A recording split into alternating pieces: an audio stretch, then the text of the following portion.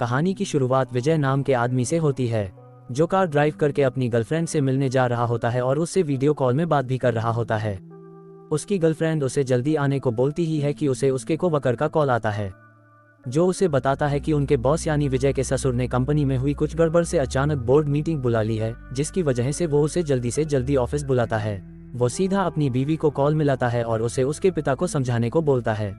एक करोड़पति की बेटी से शादी करने के बावजूद वह एक्स्ट्रा मैरिटल अफेयर में है। अपने ससुर की मीटिंग के बारे में वो अपनी गर्लफ्रेंड को बताता है, जिससे उसकी गर्लफ्रेंड अपनी ब्रा खोल के उसे लालच देती है, जिसकी वजह से विजय का एक साइकिल वाले को बचाते हुए एक्सीडेंट हो जाता है, जो कि उसकी लापरवाही का एक नमूना था। विजय की कार एक पेड़ से जा टकराती है और वो अपनी कार दोबारा चालू करने की कोशिश करता है, पर वो पूरी तरह डैमेज हो जाती है। वो मदद के लिए किसी को मैसेज भी करता है, पर उसके फ़ोन में नेटवर्क नहीं आ रहे होते। वो उस साइकिल वाले से मदद मांगता है, जो उसे पेराइसोल शहर में पहुंचाता है, जहां वो एक गैराज में जाता है और मैकेनिक को उसकी कार को देखने को बोलता है। कॉफ़ी की तलाश में वो शहर घूमते हुए एक कैफ़े पहुंचता है, जहां उसे गानों की आवाज़ सुनाई देती है। वो आवाज़ का पीछा करते हुए पास ही के एक कम्युनिटी सेंटर में जा पहुंचता है। वो अंदर आता है और लोगों को डांस और गाना गाते हुए देखता है। साथ वो उनकी अट्रैक्टिव इंस्ट्रक्टर को देखता है और अपनी नज़र उसके फिगर से नहीं हटा पाता। पर जब वो उसे सामने से देखता है तो उसे एहसास होता है कि शायद वो उसे जानता है। वो उसका पीछा करना शुरू करता है और उससे पूछता है कि शांति, तुम जिंदा हो? पर वो उसे पहचानने से मना कर देती है। विजय उसे बोलता है कि वो उसे कहीं भी पहचान सकता है, पर वो विजय को जाने के लिए बोलती है। जब वो अपने घर के अंदर जा रही होती है तो विजय उस पर कॉफ़ी गिरा देता है और साफ करने के बहाने उसे छूने की कोशिश करने लगता है। तभी गाँव का पुलिस अफसर वहाँ आता है और उससे पूछता है कि शांति, क्या ये आदमी तुम्हें परेशान कर रहा है? और विजय को पता चल जाता है कि वो शांति ही है। शांति ऑफिसर को मना करती है। ऑफिसर विजय को उसकी कार जल्दी ठीक करवा के शहर छोड़ने को बोलता है। ऑफिसर के जाने के बाद शांति उसे जाने को बोलती है, पर वो उससे पूछता है कि वो 10 साल से कहाँ गायब थी, और वो उसे अपने घर के अंदर ले आती है। वो शांति से दोबारा पूछता है और इस बार बोलता है कि वो उसके लिए परेशान हो गया था और उसे 10 साल से पता नहीं है कि उसकी बीवी कहाँ गायब थी। वो उसके करीब आता है, पर शांति अपने कपड़े चेंज करने चली जाती है। वो उसके घर में उसकी ब्रा देखता है और उसका साइज उसे हैरान और उसके मन में शक पैदा करता है। वो नहाते समय उसे देखता है और जब वो बाहर आती है तो वो अपने लिए कॉफ़ी और उसके लिए चाय तैयार रखता है।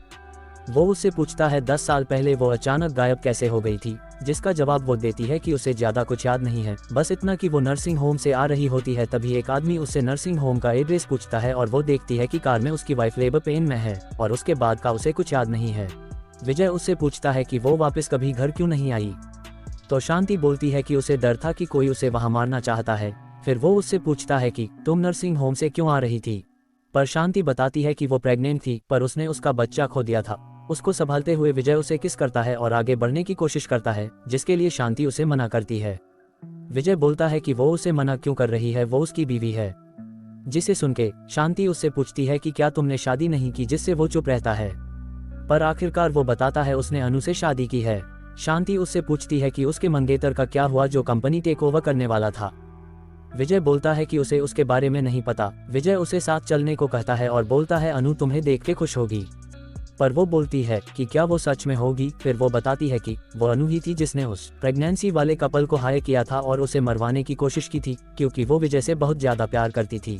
वो बताती है जब उन्होंने घर पर पार्टी रखी थी, उस दिन शांति ने टेस्ट किट से अपनी प्रेगनेंसी टेस्ट की थी और उसका रिजल्ट पॉजिटिव आया था।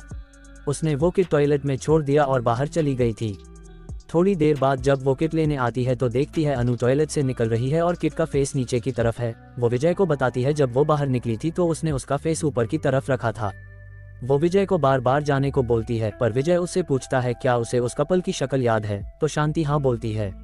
विजय बोलता है कि हम सच का पता लगा सकते हैं और अनु को सजा दिलवा के दोनों साथ रह सकते हैं। ये बोल के वो उसे किस करता है और दोनों इंटीमेट होने लगते हैं। एक हैवी सेशन के बाद दोनों एक बेड पर लेटे होते हैं और वो बोलती है कि लास्ट टाइम वो प्रेग्नेंट हो गई थी, जिसमें वो बोलता है कि ऐसा नहीं होगा, यकीन न हो तो अपने रेड ब्लू टेस्ट किट से टेस्ट कर लेना।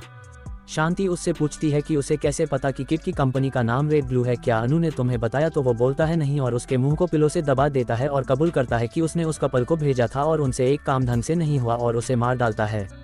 शांति की हत्या करने के बाद विजय उसके घर से भाग जाता है और अपनी कार के पास पहुंचता है। वहां वो देखता है कि उसका बेजान शरीर कार से निकाला जा रहा है। उसके सामने एक चौंकाने वाली घटना होती है जब उसे पता चलता है कि वह एक जगह में फंस चुका है जहां उसका सामना केवल मरे हुए लोगों से हुआ था और शांति उनमें से एक थी। जिसे देख के वो हैरान और डर जाता है।